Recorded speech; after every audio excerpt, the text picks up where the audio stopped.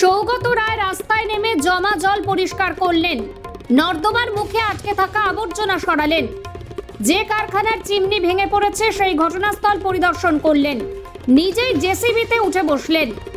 দুর্যোগে মানুষের পাশে দমদমে তৃণমূল প্রার্থী সৌগত রায়।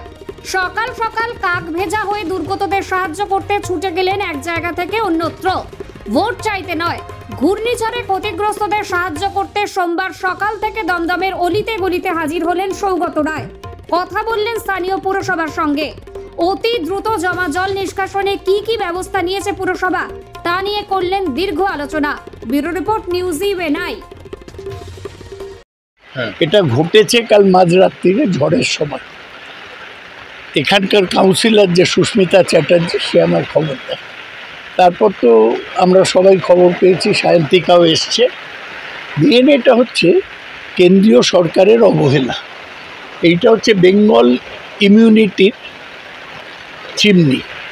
বেঙ্গল ইমিউনিটি বন্ধ হয়ে আছে অনেক দিন, কিন্তু কেন্দ্রীয় সরকারের মালিকানা, এখন ওটা ম্যানেজ করছে বেঙ্গল কেমিক্যাল। আমি বারবার বলেছি যে এটা খোলার জন্য ব্যবস্থা নিতে। ভিতরে সাপ, খোপ, জঙ্গল, অ্যান্টি সোশ্যাল সব ভর্তি। ওরা শুধু বলে যে হাইকোর্টে একটা কেস আছে, সেই জন্য ওরা কিছু করতে পারে। ডে আফটার ডে কেন্দ্রীয় সরকারের অবহেলার ফলে এই ঘটনা ঘটছে।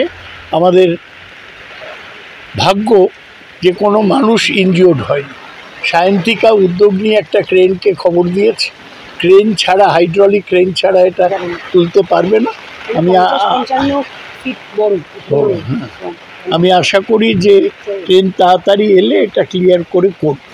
পুরো প্রপার্টিটা হচ্ছে সেন্ট জেমস চার্চের প্রপার্টি। এটা আমাদের এখানে একটা বড়নগরে অ্যাসেট, এই সেন্ট জেমস চার্চ। তাদেরই ক্ষতি, তারা গাড়ি রাখতে দেয়, জমি ফাঁকা আছে। বলো, বেশ কয়েকটা গাড়ি ক্ষতিগ্রস্ত, এদের কি হবে?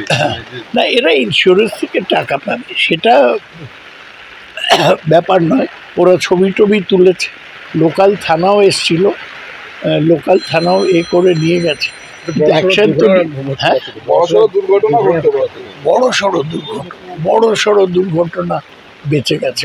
পার্কিং করতে এসে যদি সময় হতো, হ্যাঁ ভাবো, যদি পার্কিং করতে এসছে লোক মারা যেত।